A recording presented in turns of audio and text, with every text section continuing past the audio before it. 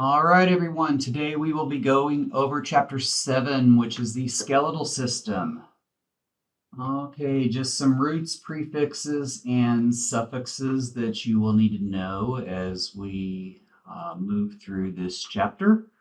All right, so bones of the skeletal system. Bones are actually the organs of the skeletal system. They are comprised or composed of several different tissue types.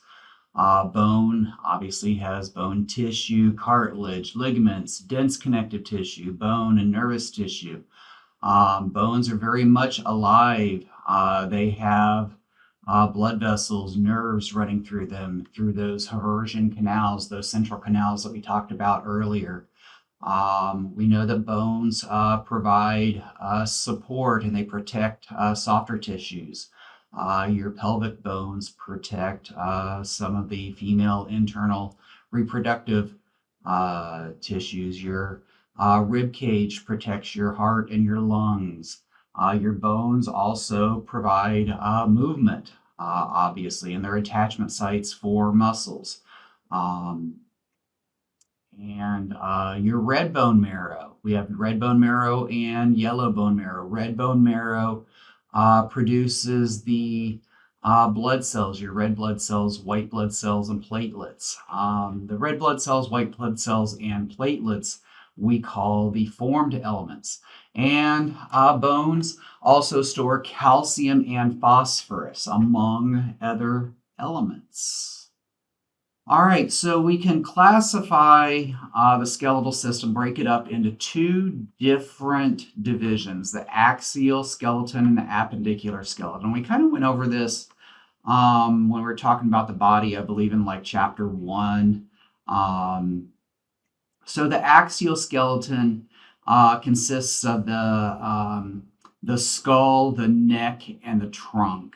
And the skull can actually be broken up into the cranium and the facial bones. So like the skull portion and the face portion. The skull portion is called the cranium, or it's also called the neurocranium, because that's where the brain lives. The facial bones, we call that the viscerocranium.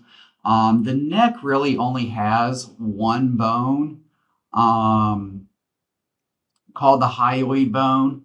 The interesting thing about the hyoid bone is that it's the only bone in the body that does not articulate or doesn't join up with another bone. It only is supported by muscles. We'll talk a little bit more about the hyoid bone later on. So the trunk. So the trunk is your kind of chest area. And that's your thoracic cage, your ribs, and also your vertebral column, your spine. Your appendicular skeleton, your arms, so your humerus, radius, ulna, your legs, your femur, tibia, fibula, your hands. We break those up into your carpals, which are your wrist bones, your metacarpals, which is the top of your hand, and your phalanges, which are your fingers that you move. Your pectoral girdle, which is your shoulder. It's made up of like your clavicle, which is your collarbone. Your feet, which is your tarsals. Those are your ankle bones. Your metatarsals, those are the kind of like the tops of your feet. And then your phalanges are your toes. So we call your phalanges your fingers and your toes. And then your pelvic girdle, those are your hip bones. All right, and bones can be classified based on their size and their shape. We have long bones, short bones, flat bones, and irregular bones. And we'll see that bones are very similar in their structure, development, and their function. So long bones are very long. They're long, they're narrow, and they have these expanded ends. So when we look at the femur, which is your upper leg bone, we'll see that there's like a diaphysis portion, that's the shaft of the bone, and they have these expanded ends called the epiphyses. Short bones, so examples, your any bones that's long. The bones of your arms, your radius, ulna, tibia, the bones in your legs, femur. I'm sorry, I made a mistake. Radius, ulna, or your radius, ulna, humerus, the ones in your legs, femur. That's the top bone in your leg. The ones in your shin bones, tibia, fibula. Short bones, they're going to look more like cubes. Their length equals their width. And we'll talk about sesamoid bones like your patella. Those are going to be round bones. A lot of your short bones are going to provide protection, whereas your long bones are going to provide movement. So your calcaneus, that's your heel bone. Carpals, tarsals. Remember, carpals are your wrist bone, tarsals are your ankle bones. Flat bones are flat. Your ribs, your sternum. Your sternum is where you would do CPR.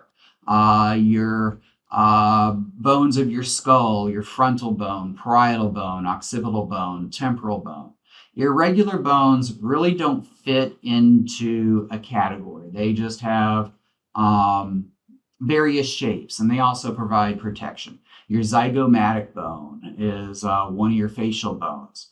Your vertebrae, and then we'll look at this in lab. Your vertebrae, they're all different shapes. Your sacrum, your coccyx, your maxilla, your mandible. Your maxilla is your upper jawbone. Your mandible is your lower jawbone. And so we can see some pictures here. So long bone, that's going to be your femur. This is your patella, so that's going to be a round bone. And if we go back to here, sesamoid bones are actually round bones, but we consider them a short bone. This is a vertebrae, so they really don't fit into a classification, so that's going to be a irregular shaped bone. Flat bones, that would be a portion of your skull.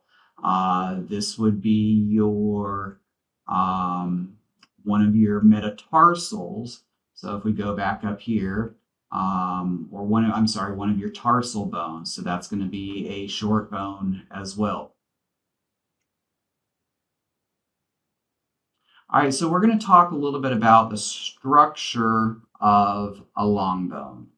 And I said earlier that the structure of a long bone, you're going to have the shaft of your long bone. That's called the diaphysis. So the diaphysis is basically the majority of your long bone. That's the central part of your long bone. You can see the diaphysis here, and the epiphyses of the long bone, or the epiphysis singular, those are going to be the two ends of the long bone. We have a proximal end and a distal end. And if we go back to remember what a proximal versus distal end, proximal is closer to the point of attachment to the trunk. And remember, we can only use proximal and distal when we're talking about the limbs. So if we're talking about the leg attaches to the hip. So this is the femur. So the femur attaches at the hip. So the proximal end is closer to the hip than the distal end. So this would be your proximal epiphyses or epiphysis, and this would be your distal epiphysis. Your proximal epiphysis is closer to the hip than your distal epiphysis, or your distal epiphysis is further away from the point of attachment, which is your hip, than your proximal epiphysis. And these epiphyses are going to articulate with another bone.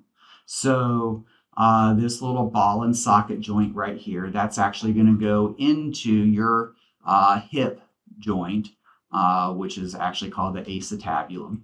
And then this distal epiphysis is going to articulate or join up with another bone, like your tibia, your fibula, your kneecap is going to be there. And these epiphyses are actually coated by this layer of articular cartilage. So you can see these layers of articular cartilage here. And basically, it's just a bunch of hyaline cartilage. And then we can see this area here called the metapiphysis. Basically, it's just a widening area in between the diaphysis and the epiphysis. On the diaphysis, we have this periosteum right here. Basically, it's just a bunch of dense connective tissue. It's very tough that covers the diaphysis. It just covers the majority of the long bone with the exception of that articular cartilage that covers the ends of the epiphyses. In the long bone, in that diaphysis of a long bone, we have this medullary cavity that contains a bunch of blood vessels. It has this yellow bone marrow. I said earlier that we have red bone marrow, yellow bone marrow. So this medullary cavity has both red and yellow bone marrow, depending on if you're an infant or an adult. In an adult, we're really only going to see yellow bone marrow. In an infant, we'll see both. But yellow bone marrow, we won't talk too much about yellow bone marrow. Red bone marrow, remember, produces red blood cells, white blood cells, platelets. And then we have this thing called endosteum. And endosteum is what lines the medullary cavity. All right, and we've talked briefly about the difference between compact bone and spongy bone. So compact bone, we can also call it cortical bone. It's very tightly packed. Basically, we'll see compact bone in the diaphysis. Very strong, very hard to break. That's where we're going to see those osteons. These are the osteons right there. Spongy bone, we'll see that more in the epiphyses. Spongy bone's also called cancellous bone. We'll see these things called tuberculae. Those are going to be more of those air-filled pockets. We'll see those, like I said, in the epiphyses. We'll also see them in the ribs, in the skull, and in the vertebrae. All right, so we briefly mentioned osteoblasts, osteocytes, and osteoclasts. So when we're looking at, we didn't talk a lot about stem cells. We talked about, pluripotent stem cells, totipotent stem cells. But one of the types of stem cells are called osteoprogenitor cells. And they're going to give rise to these things called osteoblasts. And osteoblasts kind of live in this space kind of lining the outside of bone tissue. And basically osteoblasts are going to produce collagen and protein. And at some point, let's see. Let's see if I can find a slide that shows. Yep. And I'm just going to jump down here to a couple slides. So see these little black spaces. These black spaces are called lacunae. And these lacunae, once these osteoblasts kind of migrate into those lacunae, into those black spaces, they mature. And once they mature and they migrate into those lacunae, then they're going to become osteocytes. Osteoblasts actually build up bone tissue. So they build up bone tissue. Eventually, they're going to mature. They're going to migrate into these lacunae, and then they become osteocytes. So osteocytes are just basically mature bone cells or mature osteoblasts. So we're going to find these osteocytes in the lacunae. And basically, osteocytes are the overseers of regulating what happens with the bone. They're going to tell the osteoblasts to build up bone tissue, or they're going to tell the osteoclasts to break down bone tissue. And when we say break down bone tissue, we're going to say resorption of bone tissue or resorption of old bone. So osteoclasts are actually derived from a monocyte, which is a type of white blood cell. So they break down bone tissue or bone matrix. And we'll get into that a little bit later on. All right, so this is just, those, the lacuna that I was talking about earlier. So we have these osteoblasts that live way out here somewhere that kind of line the bone tissue. Once those osteoblasts migrate into those dark spaces and they mature, then they're going to become an osteocyte.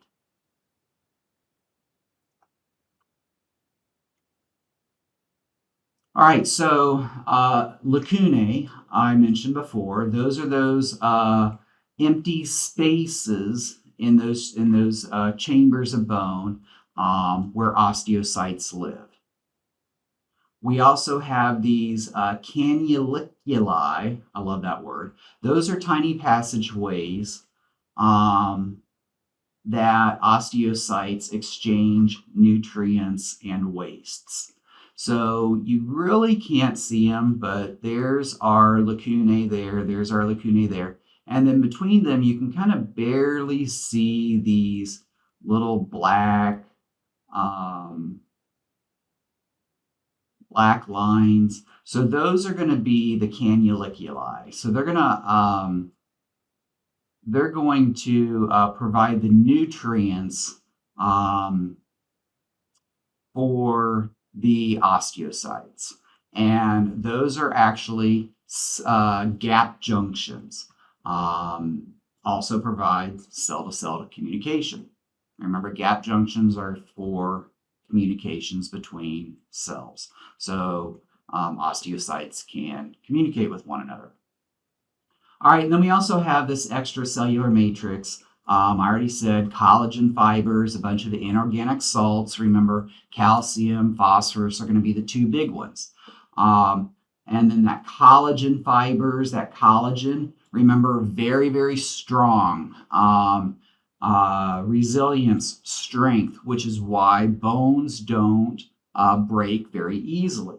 So makes bone very hard, very resistant to crushing, very resistant to breaking. Compact bone. Remember that osteons are the functional unit of bone tissue. Osteons have those, remember this whole thing is an osteon. This whole thing is an osteon. Remember, we have those lamella that those tree ring structures that form. And once we get enough lamella, we actually have those osteons that surround this central canal or that haversian canal. And that haversian canal has blood vessels and nerves running through it. So that central canal or that reversion canal is what provides the nutrients and waste removal from the bone tissue. And I already mentioned that lamella, those ringed structures around that central canal. Compact bone, like I said, the diaphysis portion of the long bone, very strong, solid, weight bearing, resisting compression.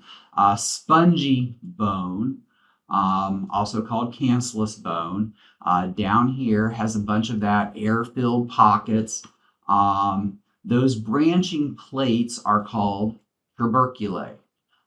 So like the epiphyses of the long bone, the ends of the long bone, your ribs, your sternum, your skull bones, those are going to be more spongy bones. So they're going to be a little bit flexible because of those air-filled pockets.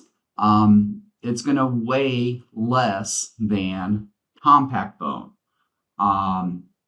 So we still see that those canaliculi that are going to communicate between the bone cells, those osteocytes. We see the tuberculae throughout spongy bone. But what we don't see is osteons. We don't see these tree-like rings and these functional units of compact bone that we do. We don't see those functional units in compact bone in spongy bone. So if someone says, what's the difference between compact bone and spongy bone, you can say compact bone has osteons. Spongy bone does not have osteons. Spongy bone has tuberculae. Compact bone does not have tuberculae. So here's a picture of compact bone, and here's a picture of spongy bone. Here you can see compact bone. Here would be spongy bone. This would be the epiphyses of a long bone. So lots of spongy bone in the epiphyses. This would be the diaphysis of a long bone. So that would be compact bone. And we'll talk about this structure later on. That's your growth plate. We also call that the epiphyseal plate. And that's how bones will grow in length as you grow older. Kid through about 20 years, 21, 22 years old. All right, so just kind of like as a recap, this would be the diaphysis of the long bone surrounded by periosteum. Here is your medullary cavity, has nerves, blood vessels, yellow bone marrow in an adult, and an infant, red bone marrow and yellow bone marrow, nerves, blood vessels. It's lined with endosteum, articular cartilage in the epiphysis. This would be the distal epiphysis. Spongy bone, compact bone, osteon with those concentric circles of lamellae. We have these, if we take this picture and kind of blow it up, we have the lacunae, and inside the lacunae we have a mature osteoblast, which is now called an osteocyte. Osteoblasts would kind of live out here somewhere, and they're going to build up the bone matrix. They actually build up bone matrix just underneath the lining of the periosteum. We have that central canal or that reversion canal inside the osteon of the compact bone. Remember, the feature of the compact bone is osteon. The feature of the spongy bone is tuberculae. And then we have the canaliculi, which are gap junctions that allow osteocytes to communicate with one another. Lots of nerves, blood vessels. Blood vessels remove the waste products and help nourish the osteocytes. Let's see, I think that's about it. All right, so I think that we really don't need to go over this, but what are the functions of the bone? You know, we know that bones provide shape to the body. We know that bones support our body structures and protect our inner organs. We already mentioned that. Bones articulate or join up or attach to other bones at the head, condyle, or facet, and we'll go over that more in lab. They interact with muscles, providing movement. Muscles attach to bones. We already said that red bone marrow produces the formed elements, red blood cells, white blood cells, and platelets, stores inorganic salts such as calcium and phosphorus, among others. For protection, support, and movement, provide shape for the face, head, thorax. Your thorax is like your chest cavity or your chest wall. Your limbs support your body weight. When you think of supporting your body weight, think of like your legs, your pelvis, your vertebral column. Think of what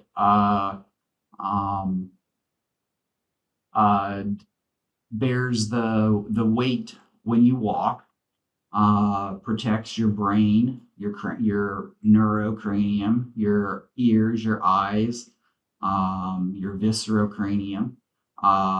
Your rib cage, shoulder girdle protects your heart, your lungs. Your pelvic girdle protects your reproductive organs, your lower abdominal organs like your large intestine, your urinary bladder, urethra. So typically, long bones are going to be used for movement rather than protection. If we go back up to this slide, long bones provide movement, short bones provide protection, irregular bones, protection, flat bones, protection. So long bones really are the only bones that really provide for movement. All other bones are going to be more for protection. All right, so blood cell formation. It's actually called hematopoiesis. And we've already said several times that red blood cells, white blood cells, and platelets are produced in the red bone marrow. So, and I mentioned earlier that in the long bones, we have red bone marrow and yellow bone marrow, but not in adults. So in fetal bones, all bones are going to produce those formed elements, the red blood cells, white blood cells, and platelets. But as we get older, that red bone marrow, especially in long bones, are going to be replaced by yellow bone marrow. Yellow bone marrow is actually a fat storage site. So yellow bone marrow obviously does not produce those blood cells. But in adults, red bone marrow is going to be seen in your skull, ribs, sternum, clavicles, vertebrae, and in your hip bones. So if you ever have to go in for a bone marrow transplant or a bone marrow biopsy, typically they're going to do that biopsy in your hip bones.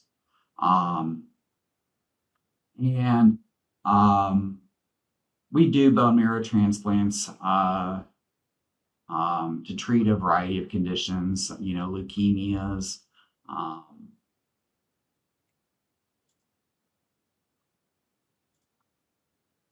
Actually, I want to talk about bone marrow transplants for a second. So, there have been, I guess, one of the good things about leukemia and bone marrow transplants. We know that there are several HIV positive people out there, and there's no known cure for HIV. And there have been 5 patients who have been HIV positive and who have also had leukemia.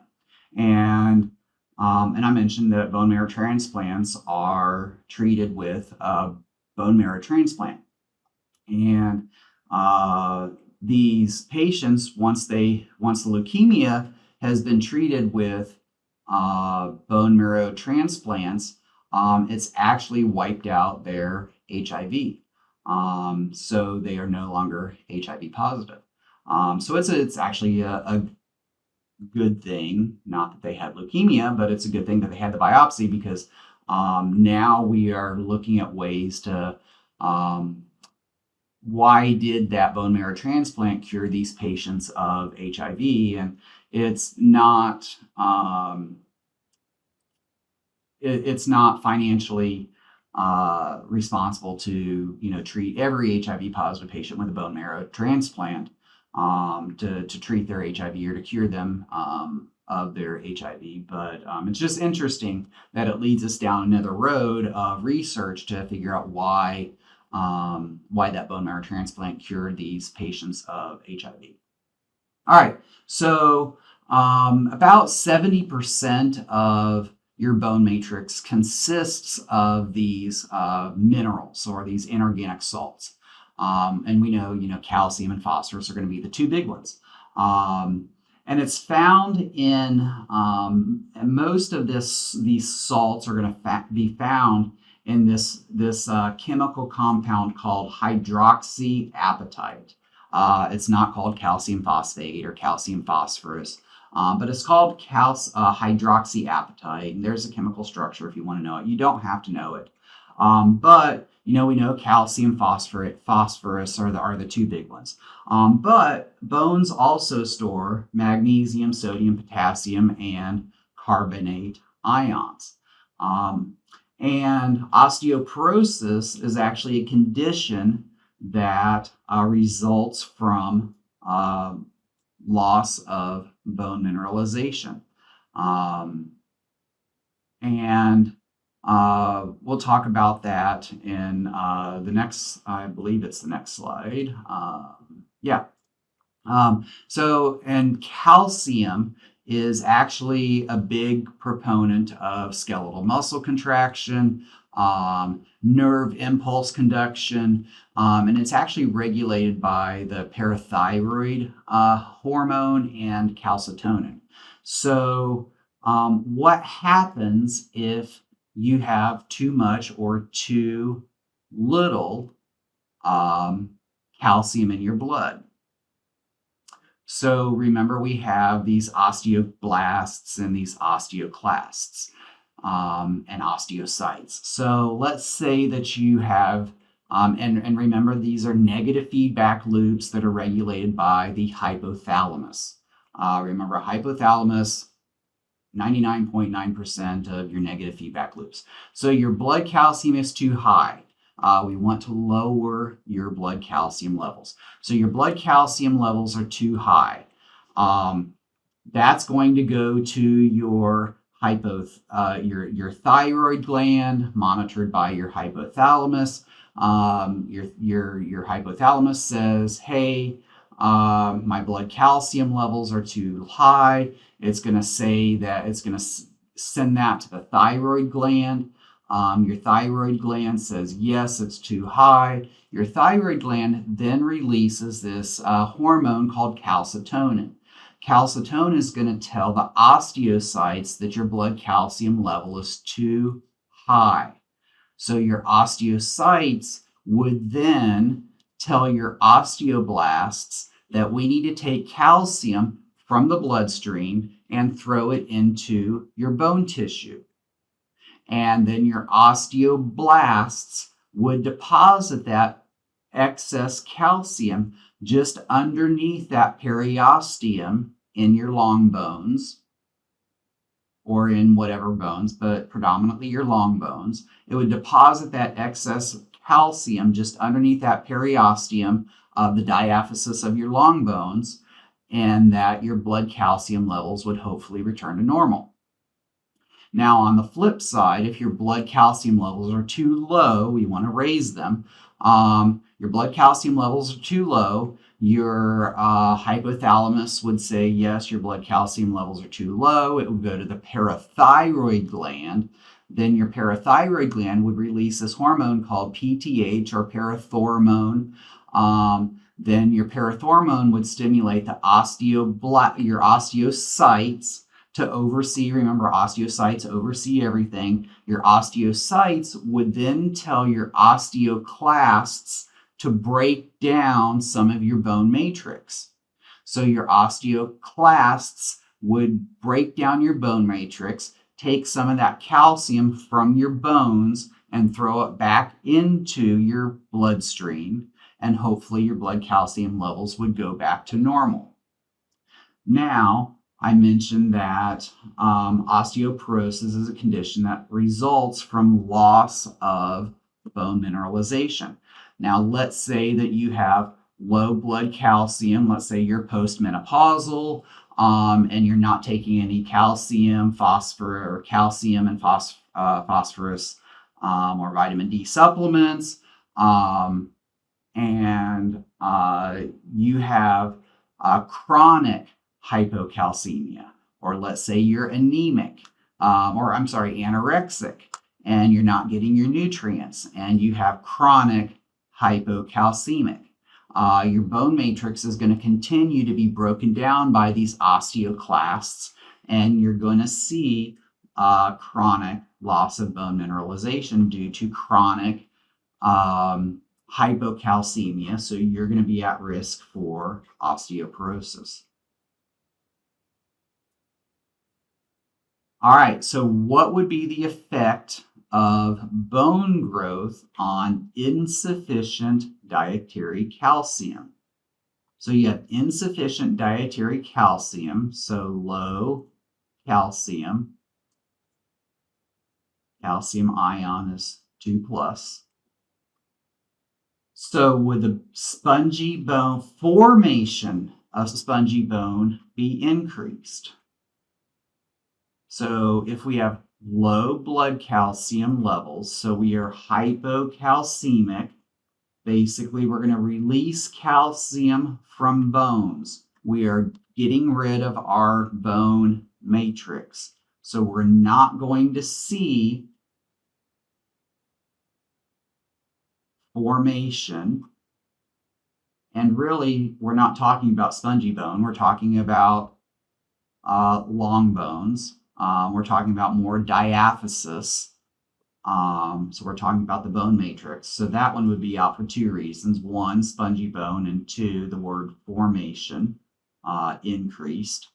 The bone would be less flexible, meaning that it would be stronger. So that would suggest an increase in your bone matrix. No. Bone matrix would be softer. So that would suggest that we're breaking down our bone matrix. All right, the epiphyseal plates would ossify earlier in development. So nowhere have we talked about ossification and that process.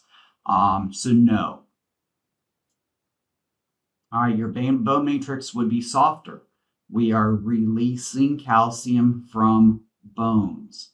Our bone matrix would become softer, leading us to osteoporosis, fractures. All right, bone development, growth, and repair. So parts of our skeletal system actually begin developing within the first few weeks of prenatal development. Formation of bone tissue is called ossification.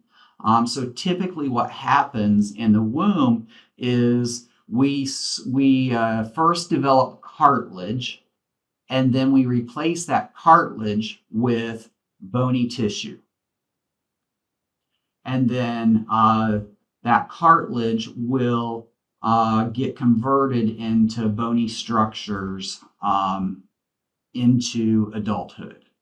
And the way we do that is we have these intramembranous bones and endochondral bones. So we have intramembranous ossification and endochondral ossification. So in the fetus, usually beginning about 14 weeks, we're going to see both intramembranous and endochondral bones. So we're already starting to see that conversion of cartilage into bone. Now, intramembranous ossification,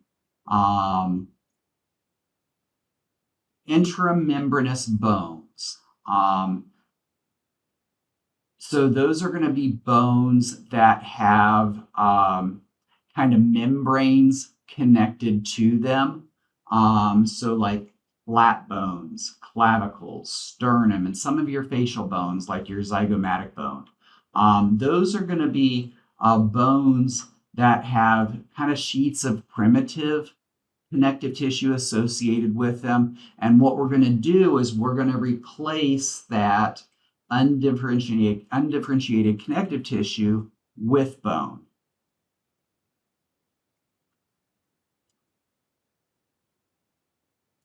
Endochondral ossification, just kind of think of those as long bones and most of the bones of the skeleton, with the exception of the ones up here.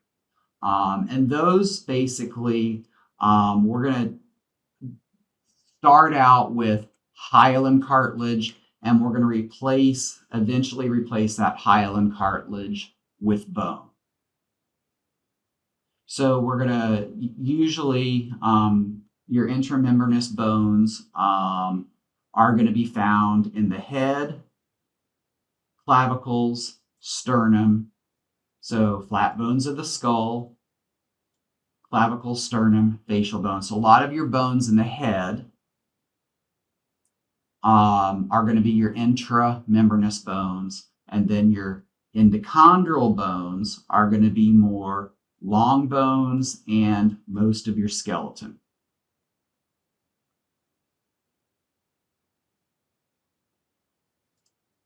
All right, just to break it up a little bit, we have this condition called osteogenesis imperfecta.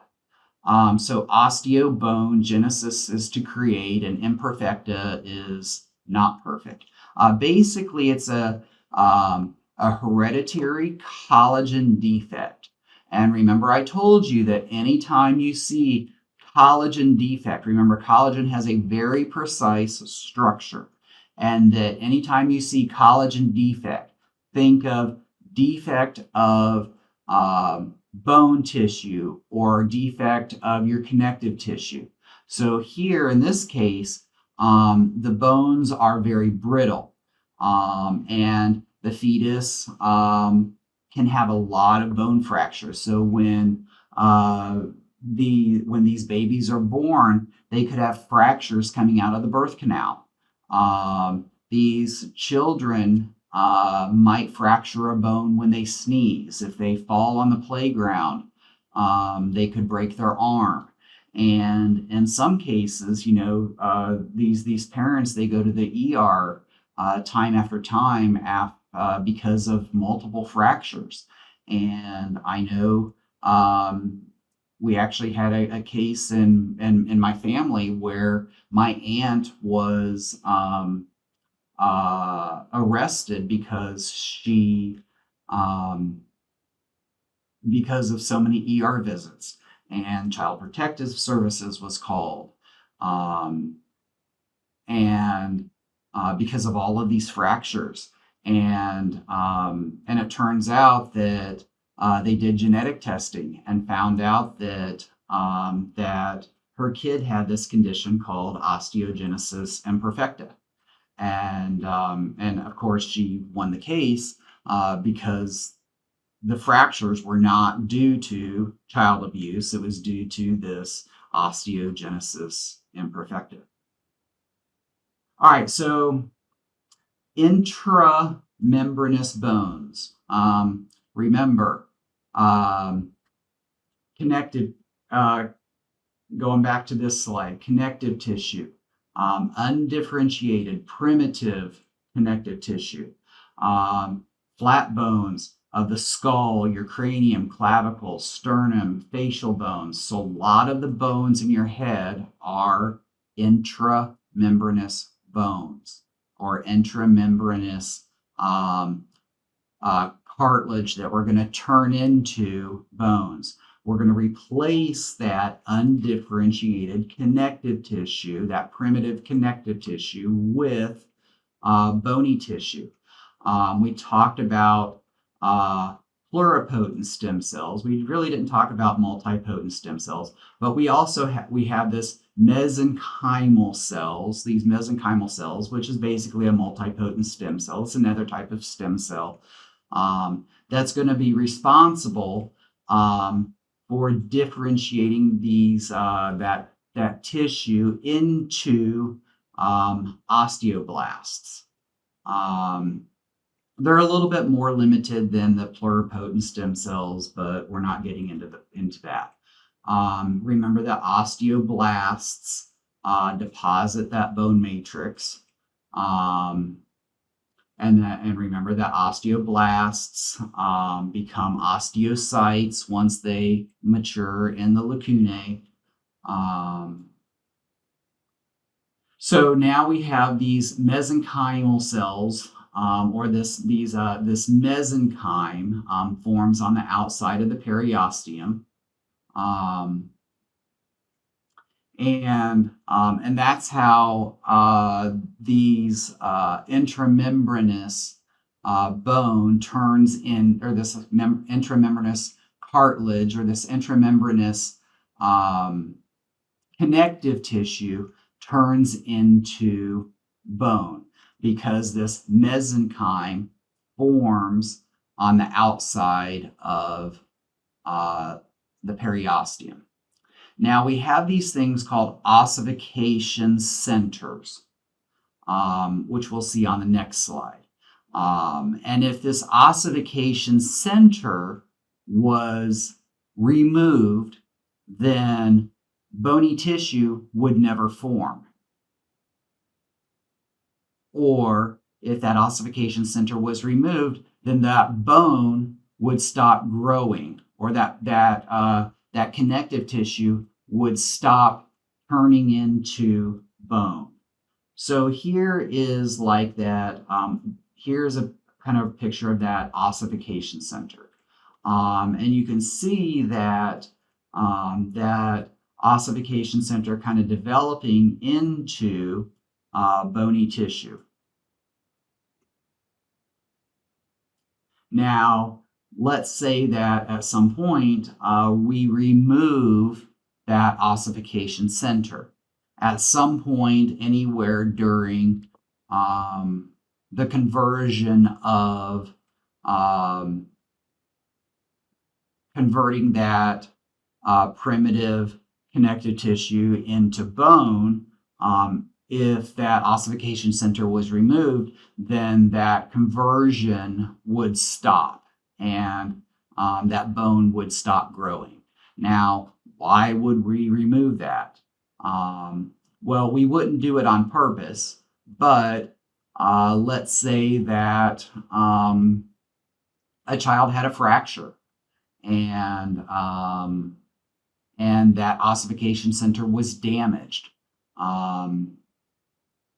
Or a piece of skull broke off, and that's happened to be where that ossification center was. All right, endochondral bones. Remember, endochondral bones are hyaline cartilage. So these are all of your long bones. Most of the bones in your skeleton are begin as endochondral bones, or begin as hyaline cartilage. Now, This one's a little bit more in depth because we kind of have two parts to endochondral ossification when we're talking about long bones. So we're going to basically replace this hyaline cartilage to form an endochondral bone. So we have hyaline cartilage, converting hyaline cartilage into this bone. So we have, remember, hyaline cartilage. So we have these cartilage cells. Cartilage cells are called chondrocytes. Those are going to enlarge, and we're going to see that those lacunae grow. Remember, excuse me, lacunae are where those osteocytes, those little black spaces in those bone tissue where osteocytes live. Eventually, we'll see that that matrix is going to break down and those chondrocytes die. Those osteoblasts are going to come in, deposit those bone matrix underneath the periosteum. Those osteoblasts, once they deposit those bone matrix, those osteoblasts are going to occupy those lacunae, become osteocytes, and then those osteoblasts form spongy bone, and then they're going to form compact bone. And then remember, once they migrate into the lacunae, they're going to form osteocytes. So that's kind of a generic overview of endochondral ossification. Hyaline cartilage becomes future bone. Now, when we're talking about long bones, I said it gets a little confusing because we have two parts of the long bone. Remember, we have the diaphysis and we have the epiphysis, or the epiphyses. The diaphysis is the shaft of the long bone, and we have the epiphyses, which are the ends of the long bone. The diaphysis of the long bone doesn't grow longer. The diaphysis of the long bone will grow in width. The epiphyses of the long bone is where the bone grows longer. So now we have kind of two parts of the long bone. We have the diaphysis and the epiphyses. So now we're going to talk about how the diaphysis grows in width and the epiphyses grow in length. And it's not really that confusing. So we have this primary and secondary ossification center when we talk about long bones. So this primary ossification center is in the diaphysis. The secondary ossification center is in the epiphyses. And I bet you can imagine, you've all heard of the growth plate, I'm sure. So that's how the epiphyses will grow in length at your growth plate. We actually call that the epiphyseal plate. It's just a bunch of, it's a band of cartilage where that ossification center, between those ossification centers, it's a band of cartilage between those ossification centers in the epiphyses. All right, so that primary ossification center in the diaphysis. So we're going to replace that the bony tissue proceeds towards the ends of the long bone, and that periosteum, remember, surrounds that diaphysis. So that periosteum forms that connective tissue outside that developing long bone. And then those osteoblasts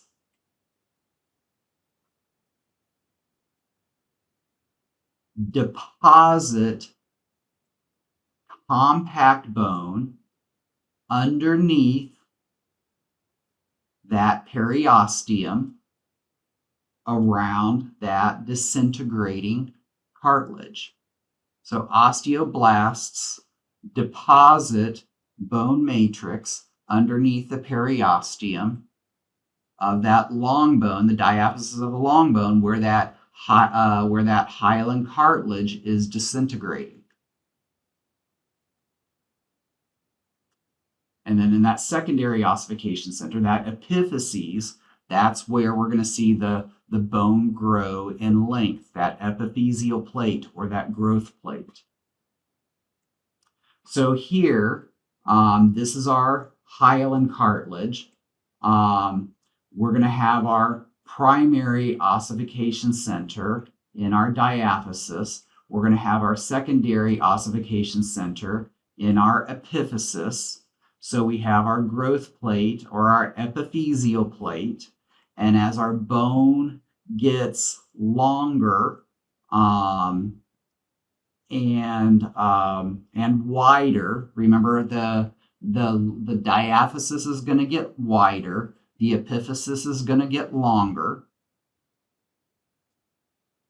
And then eventually that growth plate or that epiphyseal plate is going to get thinner and thinner.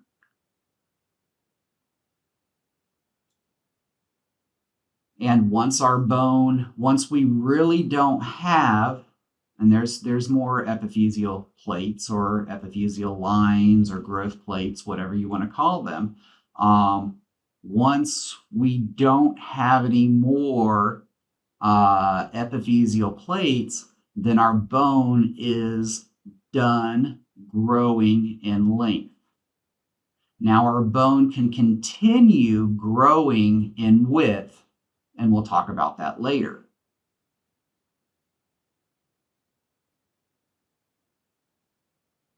And we can actually, this is like an epiphyseal plate or our growth plate in a child. You can actually determine a child's age just by taking an x-ray of a long bone of a child by looking at their epiphyseal plate. All right, so during endochondral bone formation, the secondary ossification center never begins to form. What will the developing bone look like? All right, so during endochondral bone formation, so we're talking about long bones, the secondary ossification center. So now we're talking about the epiphyseal plate, never begins to form. So if the epiphyseal plate, remember that's where the bones grow in length. So the secondary ossification never begins to form. What will the developing bone look like? Well, if the epiphyseal plate, if the secondary ossificator never begins to form, the bones are going to remain short.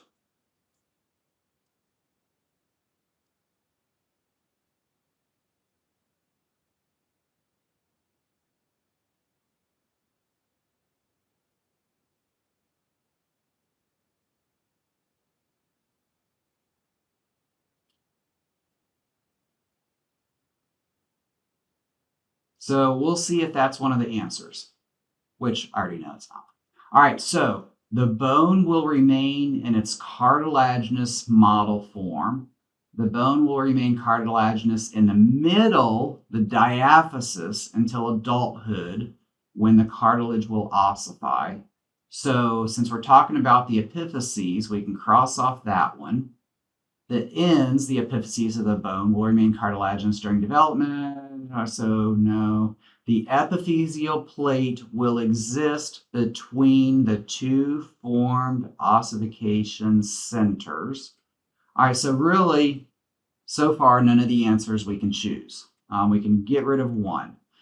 Now, we really haven't talked about what will happen later on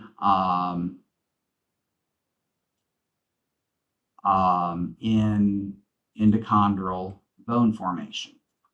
So you really, as of right now, you will not be able to answer this question. So what will happen is the as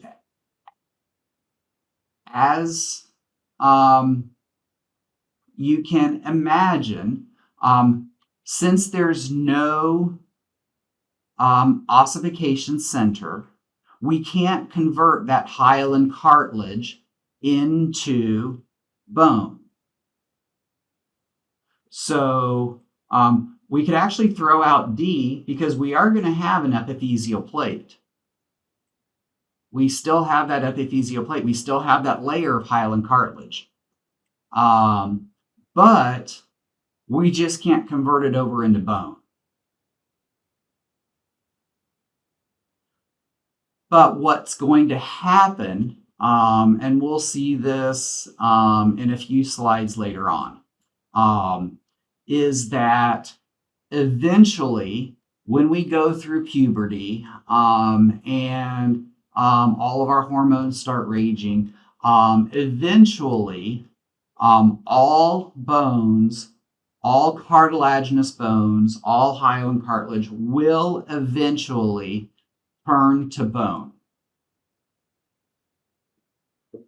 So the bone will remain in its cartilaginous form? No. The ends of the epiphyses, because that's what we're talking about, of the bone, it will remain cartilaginous during development until adulthood. And then at that point, the cartilage will ossify. So that's the answer we're going to go with. And maybe I should kind of move this question down. Nah, I'll leave it where it is. So that's going to be the answer. All right, so here's just a summary slide. You're going to need to know this slide. Difference between intramembranous, more facial bones, more cranial bones, and endochondral bones, long bones. All right, so growth at the epiphyseal plate. Remember, the epiphyseal plate is how our bones grow in length. I'm going to tell you we're not going to cover this. You're not going to have any quiz questions that I know of. You're not going to have any test questions about this. You'll have SmartBook about this, but don't worry about the 4 zones. So again, don't worry about the 4 zones. We're just going to skip that. All right, so growth at the epiphyseal plate. Same thing as before. Those osteoclasts are going to break down that bone matrix. Then osteoblasts come in and replace that cartilage with bone tissues. Bones then grow in length. And as long as we still have that hyaline cartilage, those cartilage cells of the epiphyseal plate, we still have that epiphyseal plate. It's going to remain active. And as long as it remains active, our bones will continue to grow in length. And until those ossification centers meet, that primary and secondary ossification center, the epiphyseal plate will continue to remain growing. And once those ossification centers meet, then that epiphyseal plate ossifies and bones can no longer grow in length.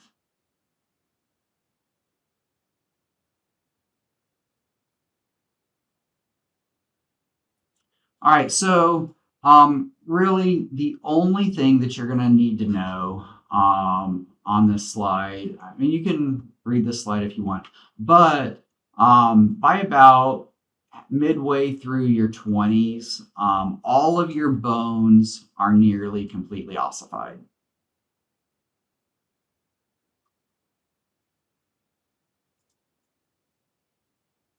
All right, hemostasis of bone tissue. We kind of really already talked about this. We have the development of your intramembranous bones, more of your head bones, endochondral bones, osteoblasts, osteoclasts, reshape, remodel them. So throughout your life, your bone tissue is constantly being remodeled. So think about after it says here 10 to 20% of your skeleton is replaced each year. So your bone tissue is constantly being broken down by osteoclasts, being built up by osteoblasts. We say that when osteoclasts are doing its job, removing that bone tissue, we say bone resorption. I don't know why we don't say bone reabsorption. It's bone resorption. Formation of bone by osteoblasts. That's bone deposition or bone depositing or building up your bone matrix. So constantly your bone tissue is being broken down and being built back up. All right, some factors affecting your bone tissue. Vitamin D.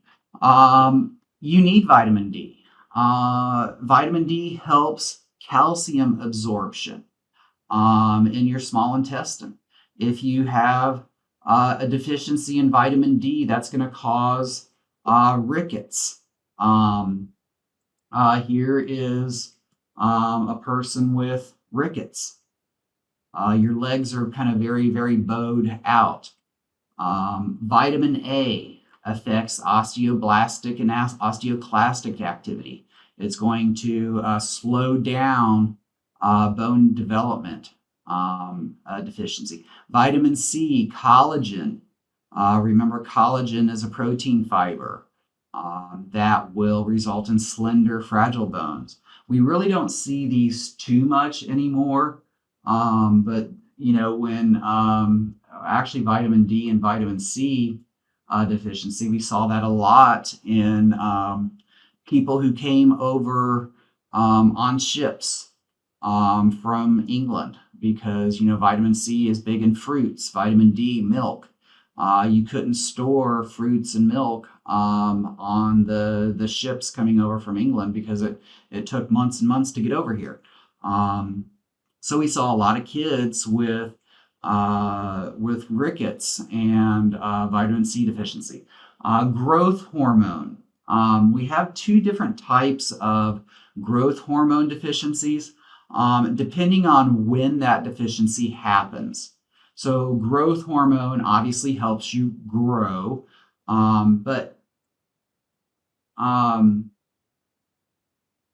so growth hormone stimulates cartilage cell deficiency. So insufficiency in a child can result in pituitary dwarfism.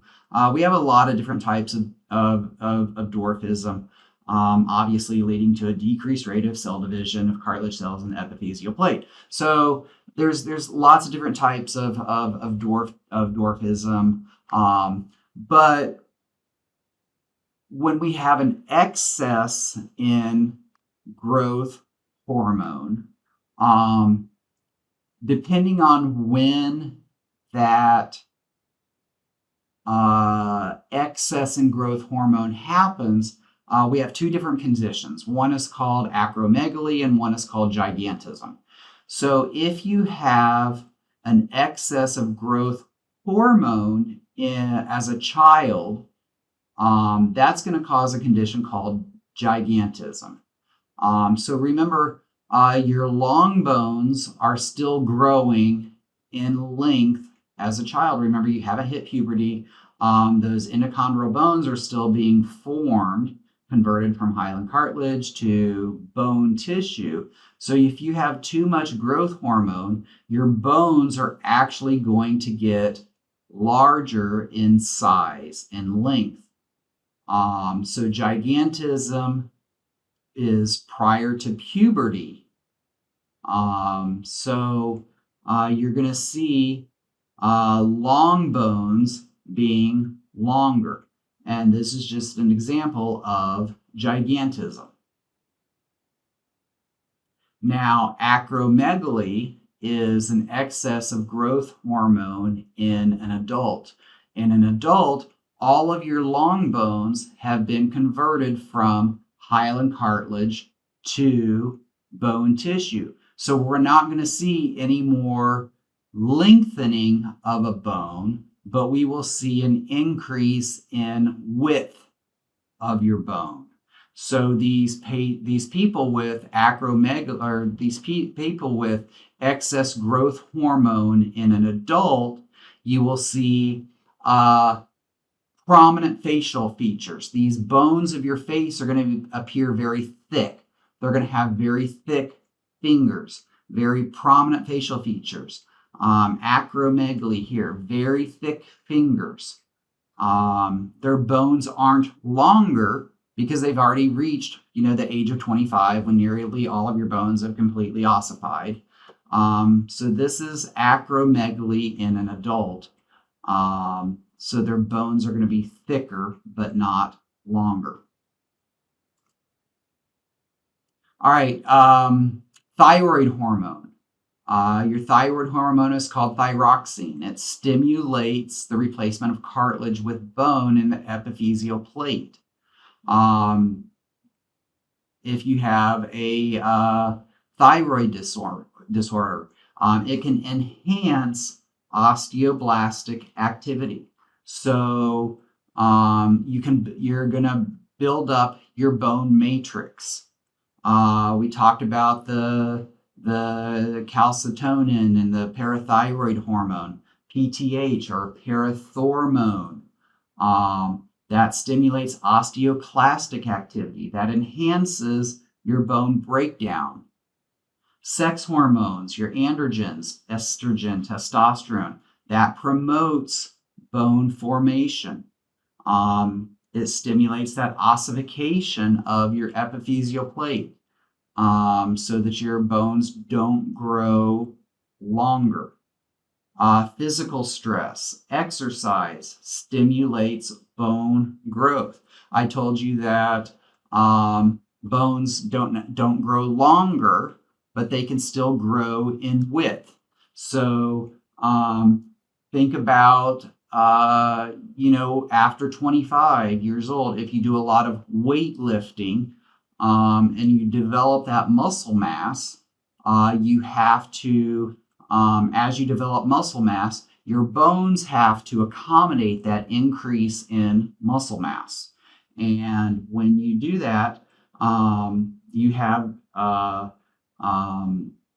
thickening and strengthening of bones. Your osteoblasts will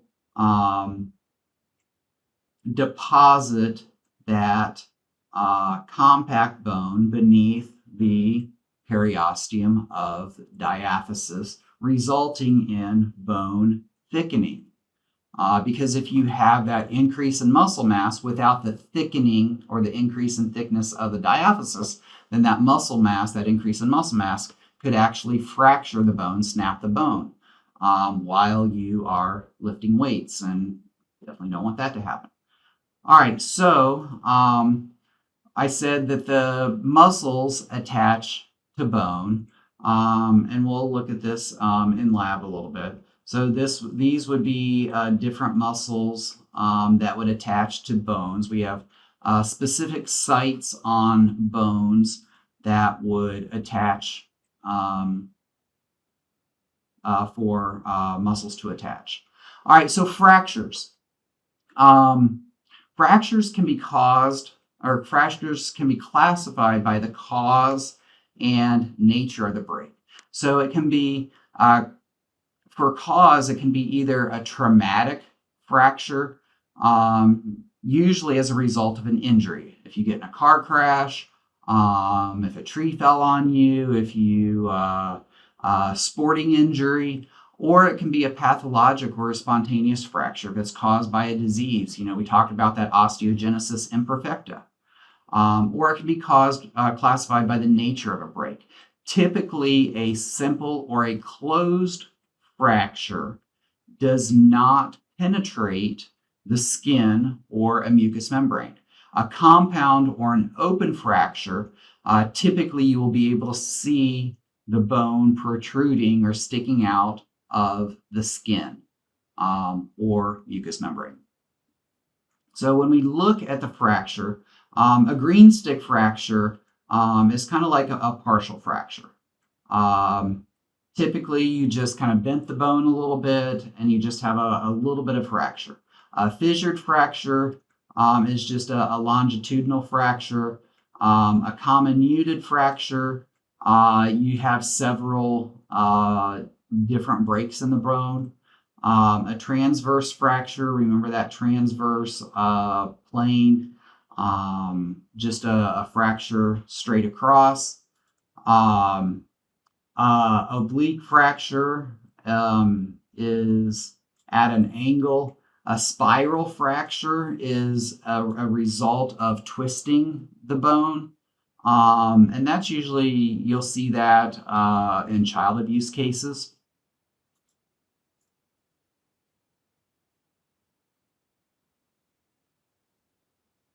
All right, so a landscaper accidentally had their leg crushed by a tree. Their femur was impacted with such force that this section of the bone was completely shattered into fragments. What type of fracture is this? Completely shattered is a comminuted fracture. So that's going to be our answer. All right, so how do we repair fractures? So obviously blood is going to rush into the area. We form this thing called a hematoma. A hematoma is just a large blood clot. And then we're going to see these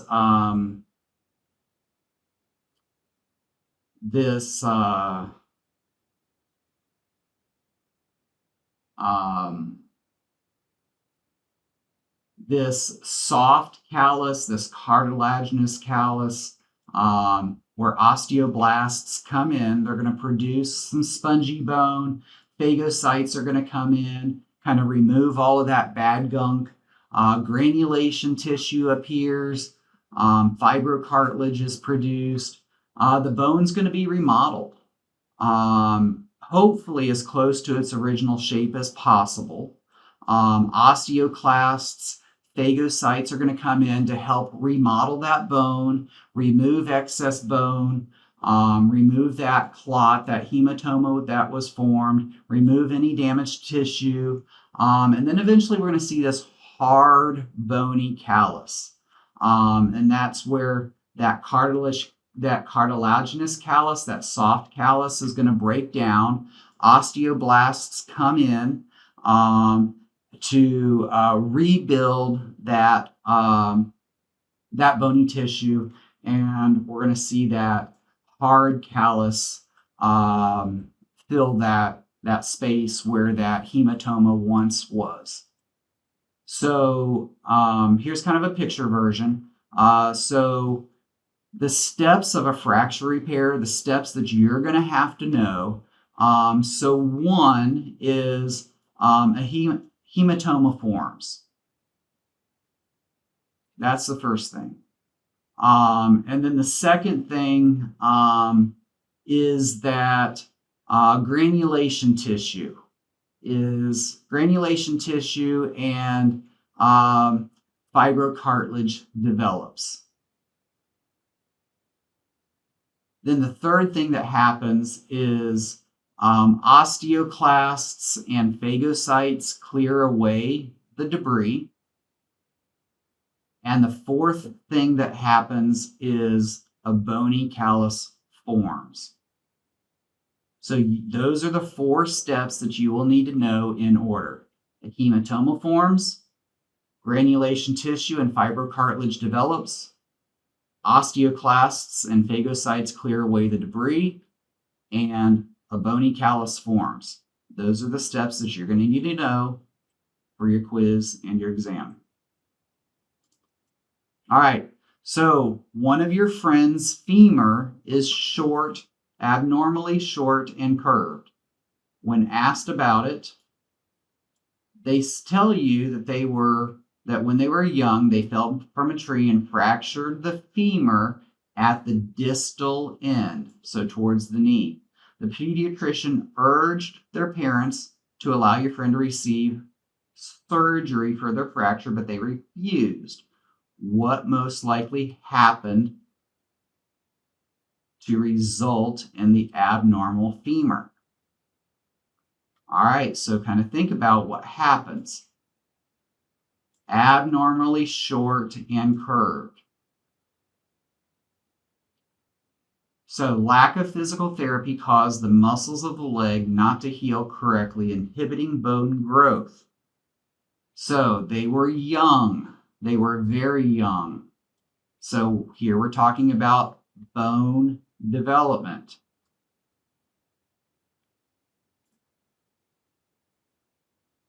So we're not going with physical therapy. We're talking about bone development. The hematoma stage of the fracture never filled in with fibrocartilage, which caused the bone to never heal properly. No. We're talking about abnormally short and curved to receive surgery for the fracture. Because he was young, the femur head healed so rapidly that it grew incorrectly. Bones don't grow or heal so rapidly.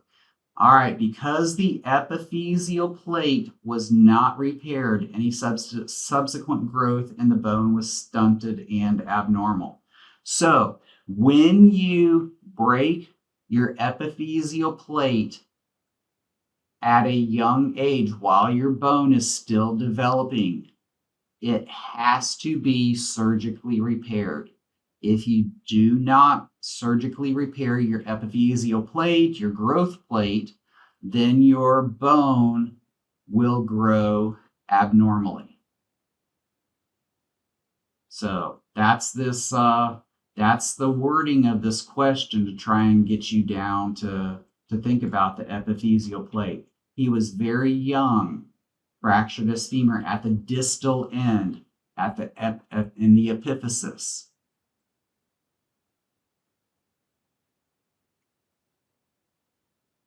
All right, fragility fractures.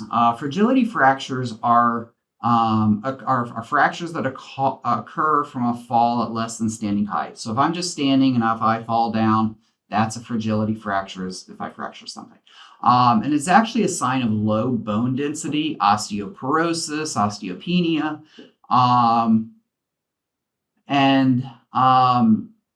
And basically, as we get older, we'll see more osteoclastic activity than osteoblastic activity. So osteoclasts are going to remove more bone than osteoblasts can deposit that bone.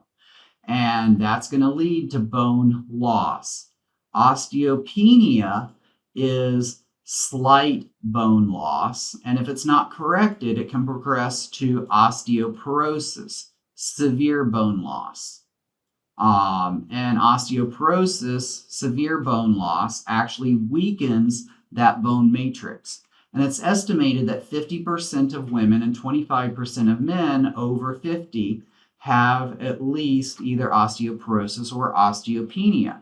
And the reason why more women are on that than men is because of the hormonal changes due to being postmenopausal. So what can we do to prevent fragility fractures? Well, exercise, weight-bearing exercise. That's going to help build up your bone matrix. Calcium and vitamin D. Typically, if you are on calcium supplements, you will be on vitamin D supplements. I said several times that vitamin D helps absorb calcium in the small intestine. Don't smoke. Biphosphonate medications. Biphosphonate medications, they help build up your new bone. They help increase osteoblastic activity. It helps prevent osteoporosis. It inhibits osteoclastic activity. So here you can see normal bone tissue versus bone tissue that is osteoporotic.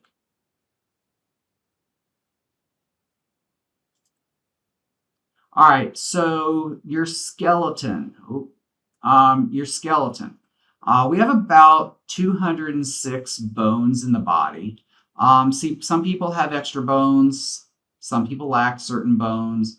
If you have extra bones, we actually call those Wormian bones. And typically they're going to be usually in your cranium as these sutures start to form.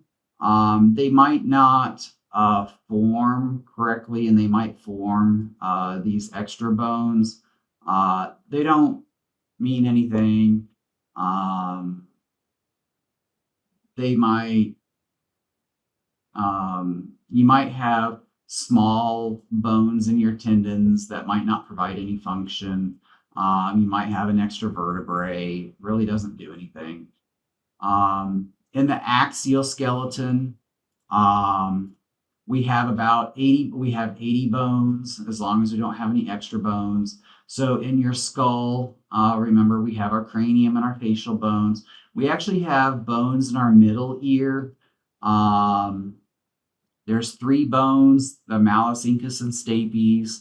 That just helps move sound to some receptors in our inner ear. We talked about the hyoid bone. That's the bone that does not articulate or join up with any other bone. The vertebral column, your cervical, your lumbar, or your cervical, thoracic, lumbar, sacrum, and coccyx. Your thoracic cage, those are your ribs and your sternum and nubrium. That protects your heart, lungs, liver. Your appendicular skeleton, there's 126 bones. Those are your arms, legs, feet, hands. Your pectoral girdle, that's your scapula, clavicle, provides upper limb movement. Your upper limbs, humerus, radius, ulna, your hand. Pelvic girdle, your hip bones, lower limb movement forms your pelvis. Lower limbs, femur, tibia, fibula, patella, your foot. Here's just a breakdown of your axial versus your appendicular. Your axial is in kind of that reddish color. Your appendicular is in the yellow color. So here's just a picture of the hyoid bone. Another interesting thing, if you ever watch crime drama, your hyoid bone is the bone that's broken if you get strangled or if you are hung. All right, so here is where you can see that we come up with however many our bones are in the axial versus appendicular skeleton.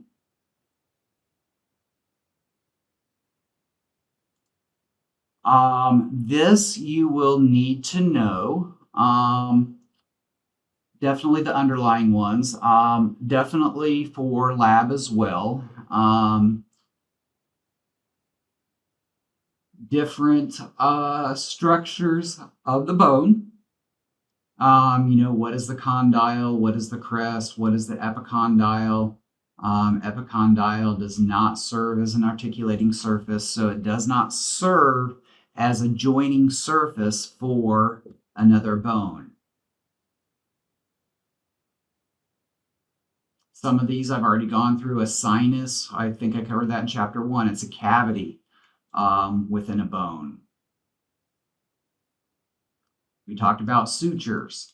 That's the union between 2 bones in the skull. All right, we will not be covering the names of the bones. In this class, we'll be doing that in lab. All right, so lifespan changes. You actually shrink about an inch to an inch and a half, beginning about age 30 throughout the rest of your life. Your calcium levels are going to fall, which means your bone matrix is going to get softer, leading to osteoporosis, osteopenia, and it's actually your bones become more brittle and you're going to be more prone to fractures. Osteoclastic activity is going to outweigh your osteoblastic activity. So your spongy bone becomes weakened before your compact bone. In menopausal women, your bone loss becomes more rapid due to those hormonal changes. Hip fractures are very common. Vertebral compression fractures are very common. So that is all I have for you for chapter 7. If you need anything, please let me know, and I will see you next chapter. Bye.